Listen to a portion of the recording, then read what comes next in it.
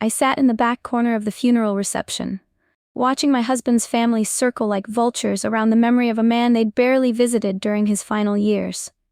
Arthur Whitmore had been dead for 3 days, and already his siblings were cataloging assets, discussing property values, and making barely veiled comments about how the estate would be divided. Of course, the house will need to be sold.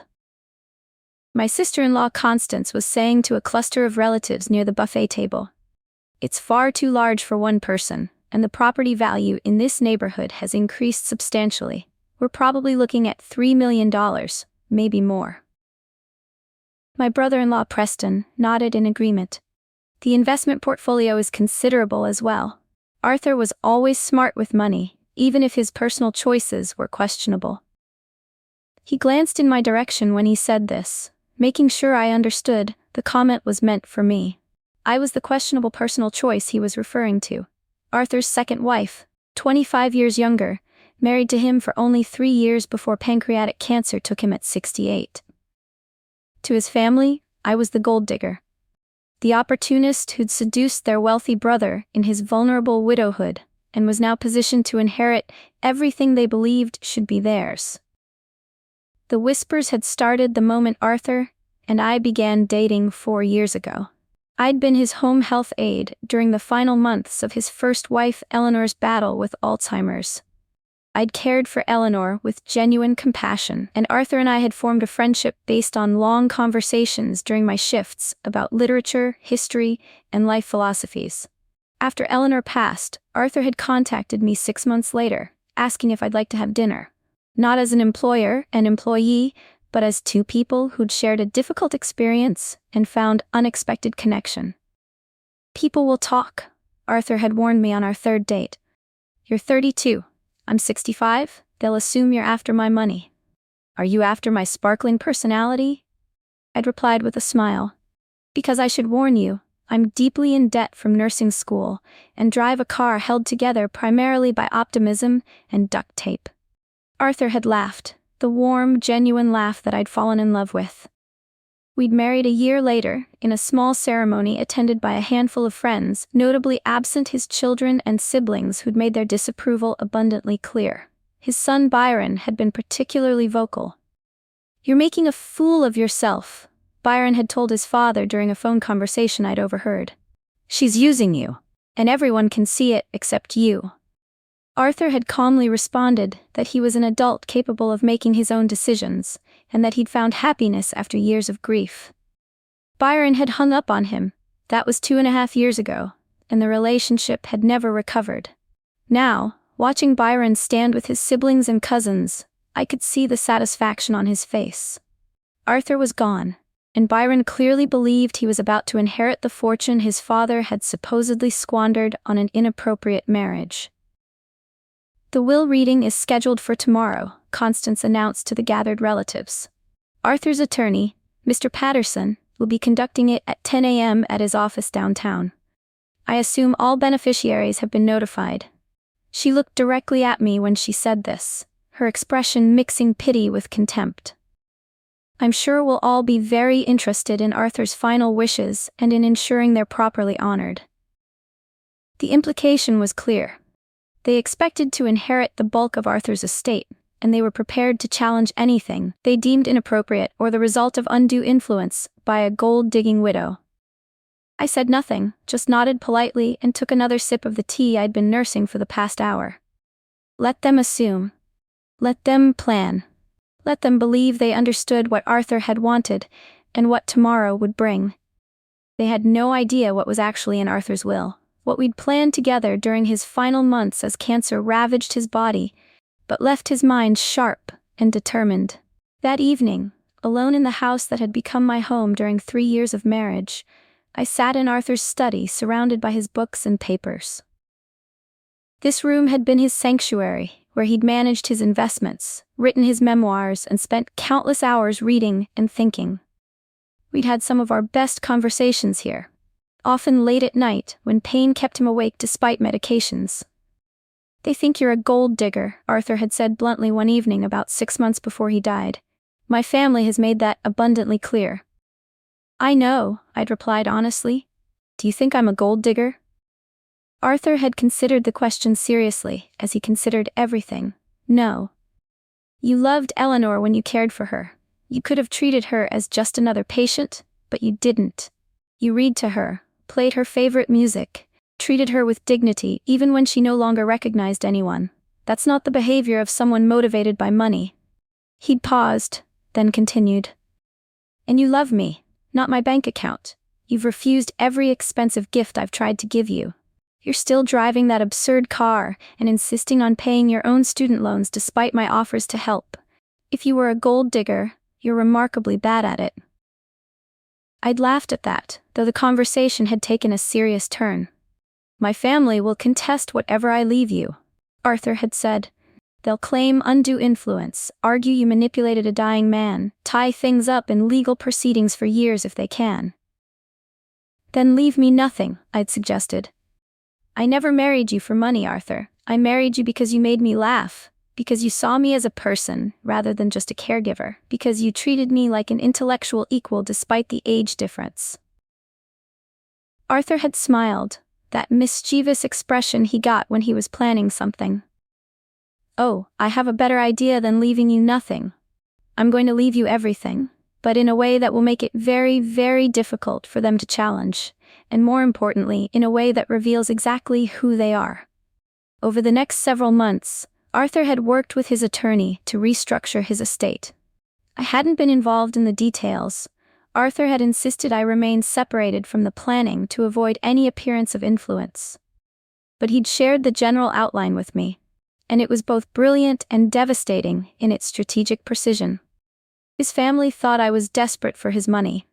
Tomorrow they'd learn the truth, and it would force them to confront their own greed and assumptions. The will reading took place in the conference room of Patterson and Associates, the law firm that had handled Arthur's legal affairs for 30 years. The room was filled with Arthur's relatives, his 3 children, his 2 siblings, and several nieces and nephews who'd made token appearances at the funeral. I arrived last, deliberately, walking into a room where conversations stopped abruptly at my entrance. The contempt was palpable, barely concealed behind polite nods and tight smiles. I took a seat near the door, away from the family cluster, and waited. Malcolm Patterson, Arthur's attorney, entered carrying several folders and a sealed envelope. He was in his late 60s, had known Arthur for decades, and greeted everyone with professional courtesy that gave nothing away. "Thank you all for coming," Malcolm began. "I know this is a difficult time, and I'll try to make this process as straightforward as possible. Arthur Whitmore left very specific instructions regarding his estate, and it's my job to ensure his wishes are honored." He opened the first folder and began reading. The estate of Arthur James Whitmore consists of the following assets. The primary residence at 847 Riverside Drive, valued at approximately $3.2 million. An investment portfolio currently valued at $8.7 million. A life insurance policy with a death benefit of $1 million. And various personal property including artwork, jewelry, and collectibles estimated at $400,000. The numbers hung in the air. Total estate value, approximately $13.3 million. Byron was already smiling, probably doing mental math about his expected 1/3 share. Constance and Preston were exchanging glances that mixed anticipation with satisfaction. Malcolm continued reading. Arthur's will be updated 6 months ago, replacing all previous wills and codicils. He was of sound mind and body at the time, as certified by 3 independent physicians whose evaluations are part of the legal record. This was the first hint that Arthur had anticipated challenges to his mental competency. Malcolm was establishing the foundation for defending the will's validity. "The distribution of assets is as follows," Malcolm read, and the room went absolutely silent. "To my children, Byron, Claudia, and Frederick, I leave $1 each." The shock was immediate and total. Byron actually gasped, his face going pale then red. Claudia looked like she'd been slapped. Frederick just stared in disbelief. "To my siblings, Constance and Preston Whitmore, I leave $1 each," Malcolm continued. The siblings' expressions transformed from confusion to fury. "Wait," Byron interrupted, his voice strangled. "That's impossible. My father wouldn't. There must be some mistake." Malcolm held up his hand. Please let me finish, then there will be time for questions. He continued reading.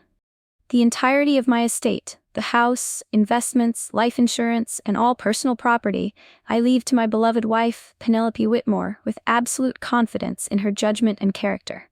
The silence that followed was profound, broken only by someone's sharp intake of breath. I sat very still, my hands folded in my lap, showing no reaction, even though my heart was pounding. That's fraud, Byron shouted, standing abruptly. She manipulated him, influenced him while he was dying and vulnerable.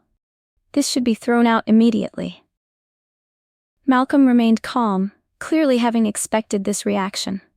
Arthur anticipated concerns about undue influence. That's why he had 3 independent psychiatric evaluations conducted by doctors who'd never met Mrs. Whitmore and had no connection to this case.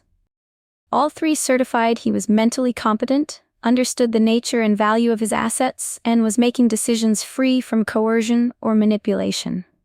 He pulled out thick folders. I have their complete reports here, along with video recordings Arthur made explaining his reasoning for the will's provisions. These recordings were made in my presence, with 2 witnesses, and Mrs. Whitmore was not present for any of them. Constance found her voice shaking with rage. Why would he do this? We're his family, his blood relatives. We have a right to his estate. Actually, Malcolm replied, you have no legal right to anything. Arthur had the absolute right to dispose of his property as he saw fit. But why? Frederick asked, his voice quieter than his siblings but no less distressed. Why cut us all out completely? What did we do to deserve this? Malcolm pulled out another document. Arthur left a letter explaining his reasoning. He requested I read it aloud at this gathering. Would you like to hear it? Yes, Byron said immediately. I want to know what lies she told him to turn him against his own family. Malcolm gave Byron a stern look. Mrs. Whitmore had no involvement in the creation of this will. Arthur came to me alone, with his reasoning already formed. Now shall I read the letter? At nods from around the room, Malcolm began reading Arthur's words, his voice carrying across the silent conference room. To my children and siblings, the letter began. If you're hearing this, I've passed away, and you've just learned I've left my estate to Penelope rather than to you. I imagine you're shocked, angry, and convinced she manipulated me. I'm writing to explain why that's not true, and why I made this choice deliberately and with full awareness of its consequences. Arthur's written voice was clear and direct. When Eleanor was dying, none of you could bear to be around her. You visited occasionally, stayed for brief uncomfortable periods, and then fled back to your comfortable lives. I don't blame you for that. Watching someone you love to disappear into Alzheimer's is devastating, and I understand why you couldn't face it regularly. The letter continued, and I watched faces around the room shifting from anger to discomfort. But Penelope was there every day. Not because she was paid to be, she could have done her job with professional distance. Instead, she treated Eleanor with genuine love and dignity. She learned Eleanor's favorite songs and played them. She read poetry aloud even when Eleanor couldn't understand the words. She held her hand and talked to her like she was still a person, not just a patient. Malcolm paused, letting those words sink in before continuing. I fell in love with Penelope not because she was young or beautiful, but because she showed me what love in action actually looks like. Not the comfortable love of good times, but the difficult love of staying present during the worst times. After Eleanor died, I was lost, Arthur's letter went on. I reached out to Penelope 6 months later because I needed someone who understood what I'd been through. We became friends first. She insisted on that, actually refused to consider anything romantic until I'd had proper time to grieve. When I asked her to marry me, she initially refused. Not because she didn't care about me, but because she worried about appearances, about people thinking exactly what I know you're all thinking, that she was after my money. I had to convince her that I wanted companionship and love for whatever time I had left, more than I cared about public opinion. Byron's face was red, but he'd stopped interrupting. Claudia was crying quietly. The others sat in various states of discomfort as Arthur's words dismantled their assumptions.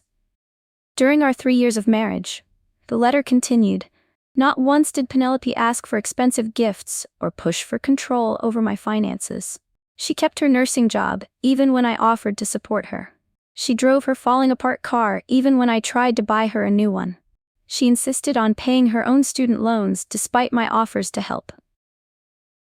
When I was diagnosed with cancer, she became my caregiver again.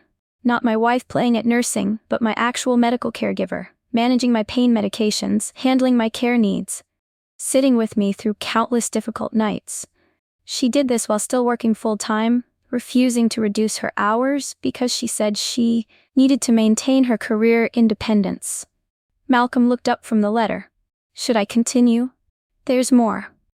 Yes, Frederick said quietly. Please. Malcolm resumed reading. My children, you visited occasionally during my illness. You called weekly, sent flowers, made appropriate concerned noises, but you were never really present. You were already treating me like I was gone. Already dividing up my estate in your minds, already discussing what you'd do with your inheritance. I know this because Preston's wife told me. She was horrified by the conversations she'd overheard about selling the house, splitting the investments, arguing over who got which pieces of artwork. She felt I should know that my death was being treated as a financial opportunity rather than a loss. Constance's face had gone pale. Preston was staring at his hands, unable to meet anyone's eyes. So, I made a choice. Arthur's letter concluded. I left everything to the one person who loved me without calculation, who cared for me without resentment, who stayed present during the hardest times without thinking about what she might inherit. I left everything to Penelope because she earned it through love and loyalty, not because she was born with the right last name. If you're angry about this, Will, ask yourselves honestly. Did you visit me because you loved me, or because you felt obligated? Did you call to connect with me or to maintain appearances? Did you grieve my diagnosis or calculate the timeline of your inheritance? The letter ended simply. I loved you all despite your flaws. But I chose to reward the person who loved me for myself, not for my assets. I hope someday you'll understand. With love and disappointment, Arthur. The silence after Malcolm finished reading was absolute. Byron sat down heavily, his earlier rage deflated into something more complicated. Claudia was openly crying now. Frederick looked like he'd been punched. There's one more thing, Malcolm said quietly. He pulled out a sealed envelope. Arthur left specific instructions that if anyone contests this will, I'm to open this envelope and read its contents publicly. Byron looked up sharply. What's in it? I don't know, Malcolm replied honestly. But Arthur was very clear that it contains information he hoped wouldn't be necessary to share, but that he'd prepared in case any of you chose to pursue legal action against Penelope. He set the envelope on the table. So I'm asking you now, before anyone files anything or makes accusations, are you prepared for whatever Arthur documented in this sealed letter?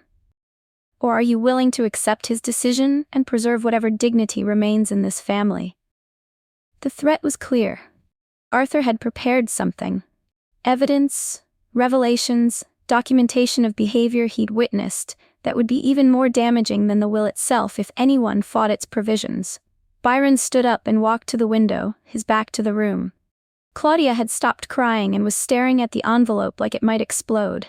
Constance and Preston were having a whispered conversation, clearly debating their options. Finally, Frederick spoke. I think Father made his point very clearly, and I think we need to acknowledge that everything he said in that letter was true. We weren't there for him, not really. We were performing family obligations while planning how to spend our inheritance. He looked at me directly for the first time.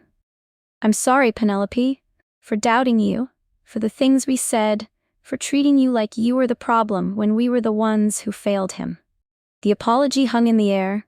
Genuine and painful. I nodded acceptance, not trusting myself to speak yet without my voice shaking. One by one, the others filed out. Some left without a word. Byron paused at the door, looking back at me with an expression that mixed resentment with reluctant understanding. He loved you, Byron said finally. I didn't want to believe it because it was easier to think you'd manipulated him than to accept that a stranger had been more devoted to my father than I was. But he loved you, and apparently you earned it. He left without waiting for a response. Soon only Malcolm and I remained in the conference room. That went better than I expected. Malcolm said with dry humor. Arthur thought at least 2 of them would contest immediately. The sealed envelope was brilliant, I said. What's actually in it? Malcolm smiled. Arthur never told me. He just said that they'd all assume it contained devastating revelations about their behavior, and that the fear of exposure would be more effective than actual exposure. So, it might be blank? I asked.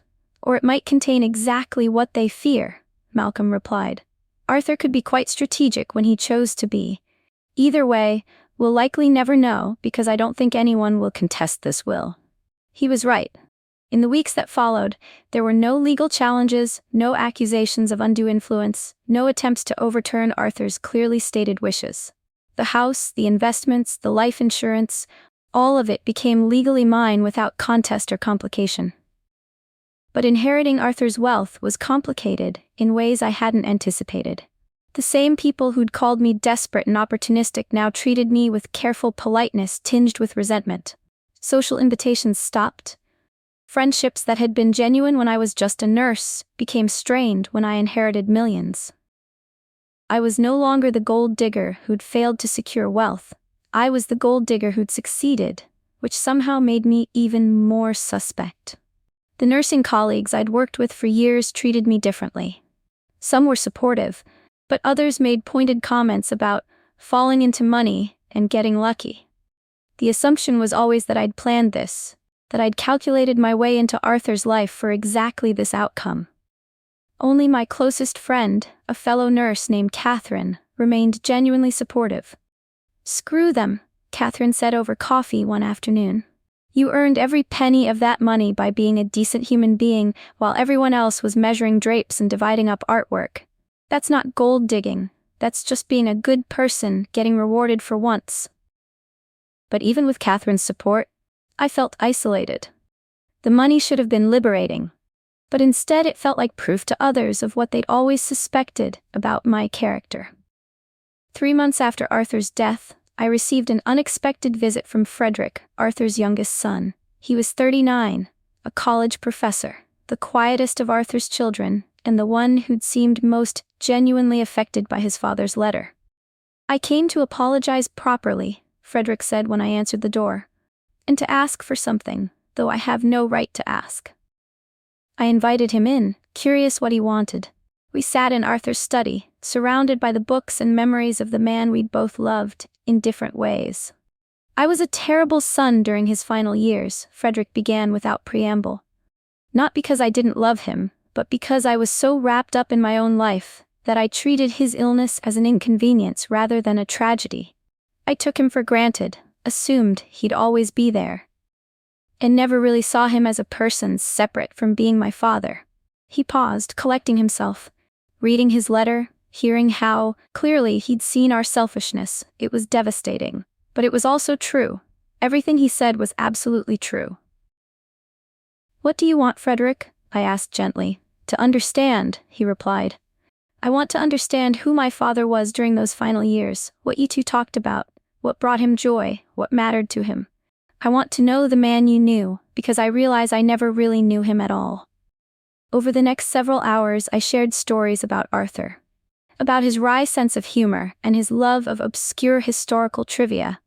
About how he'd reread his favorite novels multiple times, because he said good books revealed new truths at different life stages. About his regrets regarding his relationship with his first wife Eleanor, whom he'd loved but admitted he'd never fully understood. "He was proud of you," I told Frederick. "He followed your academic career closely, read your published papers even though the subject matter was outside his expertise. He wanted to tell you that, but felt like you'd see it as interference or unwanted attention." Frederick's eyes filled with tears. "I wish I'd known. I wish I'd asked. I wish I'd spent less time being busy and more time being present." We talked until sunset, and when Frederick left, he hugged me. "Thank you for being there when I wasn't, and thank you for sharing him with me today. It means more than you know." That conversation was the beginning of something unexpected. Over the following months, Frederick and I developed a genuine friendship. He'd visit occasionally, and we'd talk about Arthur, about life, about the complicated nature of families and inheritance. Through Frederick, I gradually reconnected with some of Arthur's extended family. The ones who'd been willing to examine their own behavior and acknowledge their mistakes. But others remained distant, unable to see past their resentment or to accept that Arthur's choice had been deliberate and earned. 6 months after Arthur's death, I made a decision about the money. I couldn't change people's perceptions of me or prove I hadn't been motivated by wealth. But I could use Arthur's resources in ways that honored his memory and values, and that demonstrated what I'd actually cared about during our marriage. I established the Arthur and Eleanor Whitmore Foundation, dedicated to improving end-of-life care and supporting caregivers. The foundation funded home health programs, provided respite care for family caregivers, and offered grants to nurses pursuing advanced training in palliative care.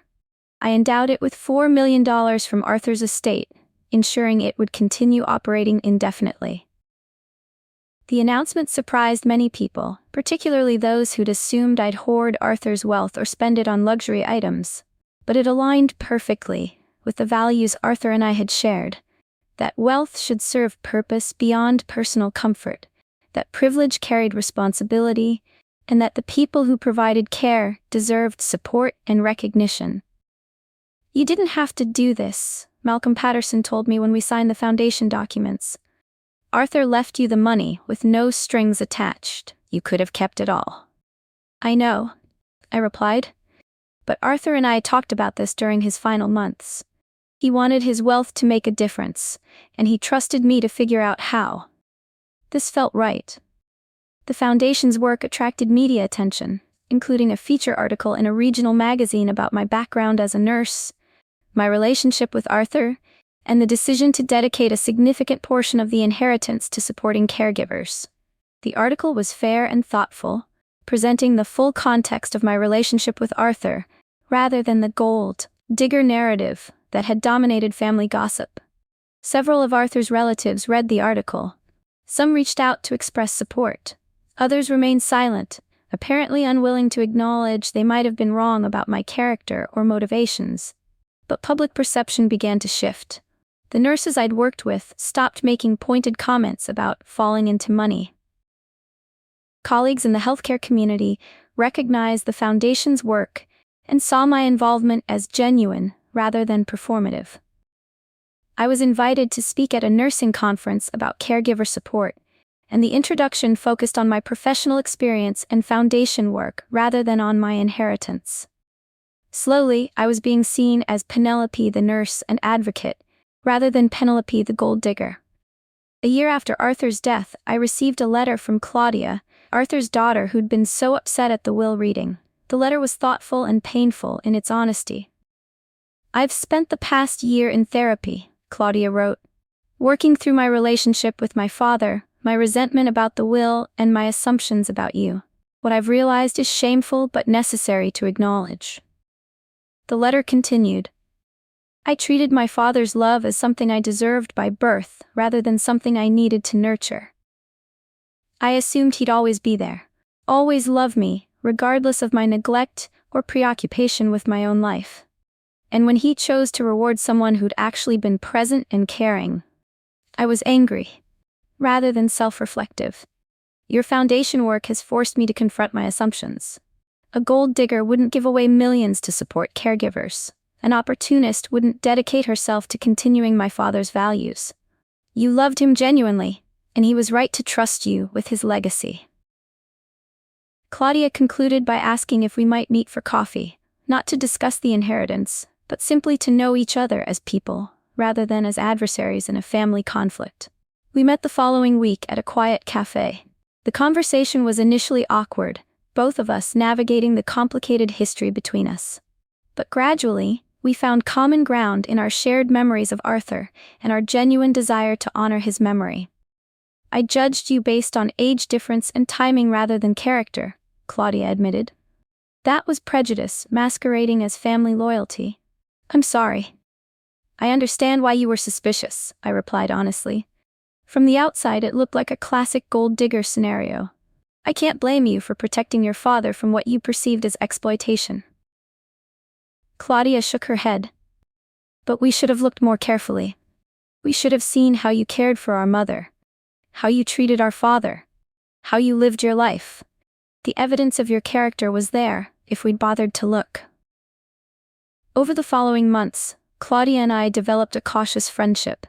She became involved with the foundation, volunteering her time and expertise in nonprofit management. Through her, I eventually reconnected with Byron, though that relationship remained more formal and distant. Byron couldn't quite let go of his resentment, even as he intellectually acknowledged that Arthur's choice had been justified. "I know you earned it," he told me during one uncomfortable conversation. "I know my father was right about our negligence, but it still hurts to be essentially written out of his life, to be valued at $1. "You weren't written out of his life," I replied gently. "You wrote yourself out through your choices and priorities. The will just made that explicit." It was harsh but true, and Byron knew it. He walked away from that conversation angry, but he never contested the will or made further accusations about my character. 2 years after Arthur's death, the foundation had grown significantly. We'd funded 15 new home health programs, provided respite care for over 300 family caregivers, and given grants to 42 nurses pursuing advanced palliative care training. The work was meaningful and consuming, giving me purpose beyond simply managing inherited wealth. I'd also gone back to school myself, pursuing a master's degree in healthcare administration. Not because I needed credentials or because the money required me to work, but because I wanted to understand systems and policies at a deeper level to make the foundation more effective. "Arthur would be proud," Frederick told me during one of his regular visits. "You've taken his wealth and transformed it into something that's actually improving people's lives. That's exactly what he hoped you'd do." "I had a good example," I replied. "Arthur taught me that privilege is only worth something if you use it to make things better for others." Frederick smiled. He did believe that, though I'm not sure he always lived it as fully as he would have liked. You're embodying values he aspired to. 3 years after Arthur's death, I was invited to speak at a major healthcare conference about caregiver support and end-of-life care funding. The audience was substantial, hundreds of healthcare professionals, policymakers, and advocates. During my presentation, I talked about the foundation's work, but also about Arthur. About how caring for him during his final illness had shaped my understanding of what good end-of-life care required, about the dignity he'd maintained despite physical decline, about his determination to use his resources to make a lasting difference. "My husband was called many things during his life," I said to the audience. "Successful businessman, devoted father, loyal friend. But in his final years, he taught me that the most important thing you can be is present. Present for the people you love, present for the challenges you face, present for the opportunities to make a difference." I paused, gathering myself for what came next. "When he died, his family called me desperate. They assumed I'd married him for money, manipulated him during his illness, influenced his will to steal their inheritance. And nothing I said could change those perceptions, because people see what they expect to see." But Arthur saw clearly. He knew who'd been present during the hardest times, who'd loved him for himself rather than for his wealth, who'd earned trust through action rather than claiming it through blood relation. And he structured his will to reveal those truths to everyone. I shared Arthur's letter, the one Malcolm had read at the will reading. By the end, many people in the audience were visibly moved. After the presentation, dozens of people approached to thank me for sharing Arthur's story. Several were dealing with similar family dynamics, caregivers who felt undervalued, adult children grappling with guilt about elderly parents, people navigating the complicated intersection of love and obligation. "My mother has Alzheimer's," one woman told me tearfully. "I've been caring for her for 3 years, while my siblings visit twice a year and complain about how I'm handling things. Your husband's letter made me realize I'm not crazy for feeling resentful." I gave her the foundation's contact information, connecting her with resources for caregiver support. This was why the work mattered. Not just the money or programs, but the validation that caregiving was valuable, that presence mattered, that love demonstrated through difficult action deserved recognition. 4 years after Arthur's death, I remarried. His name was Thomas, and he was a palliative care physician I'd met through the Foundation's work. We'd been friends for a year before the relationship became romantic, both of us cautious about repeating past mistakes and building something genuine. "I know about your first husband," Thomas had said early in our relationship. "About the inheritance and the family drama. Does it bother you that people might think I'm with you for money? Does it bother you that people might think that?" I'd countered. Thomas had considered the question seriously. "No, because I know it's not true. And anyone who knows me knows it's not true. People who want to make assumptions will make them regardless of reality." We married in a simple ceremony attended by close friends, including Frederick and Claudia from Arthur's family. Byron was invited, but didn't attend, still unable to fully reconcile his complicated feelings about his father's will and my role in his life. The marriage was different from my relationship with Arthur. Thomas and I were peers in age and career, building a partnership based on shared values and mutual respect. But I carried forward the lessons Arthur had taught me about presence, about love in action, about using privilege and resources to make meaningful differences in people's lives. 5 years after Arthur's death, the Foundation had distributed over $7 million in grants, established programs in 12 states, and directly supported over 1,500 caregivers. The work had grown beyond what I'd initially imagined, creating lasting infrastructure for caregiver support. One afternoon, I received a package from Byron. Inside was a letter and a photograph I'd never seen before. Arthur and Eleanor at their wedding, both young and radiantly happy. "I've been going through old family photos," Byron wrote, "and I found this picture of my parents. It reminded me that my father spent his whole life loving deeply and being loved in return. First with my mother, then with you." The letter continued, "I've been angry for 5 years about being written out of his will. But I've finally realized he didn't write me out. I wrote myself out through my choices and priorities. The will just made that explicit in a way I couldn't ignore. I'm sorry for how I treated you. For the accusations, the resentment, the years of refusing to acknowledge that you genuinely loved my father and that he made the right choice in trusting you with his legacy." Byron concluded, "The foundation you've built, the lives you've improved, the way you've honored his memory, it's all proof of what he saw in you.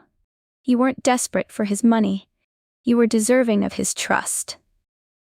I should have seen that sooner." I cried reading his letter, not from sadness but from the relief of finally receiving acknowledgement I'd stopped expecting. They'd called me desperate, a gold digger, an opportunist, someone who'd calculated her way into an old man's bed and bank account.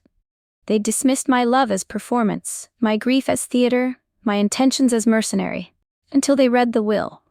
Until they heard Arthur's letter explaining exactly why he'd made the choice he did. Until they watched me give away millions to continue his values, rather than hoard them for personal comfort. They'd called me desperate, but I'd been devoted. And there was a world of difference between those two words. A difference measured not in dollars inherited, but in years of presence, in nights of caregiving, in love demonstrated through difficulty rather than convenience. Arthur had known the difference. His will had revealed it. And 5 years later, even those who'd been most suspicious were finally beginning to understand. The inheritance wasn't a prize I'd won through manipulation. It was recognition I'd earned through presence, loyalty, and genuine love. They called me desperate. Arthur called me deserving. And time had proven which assessment was true.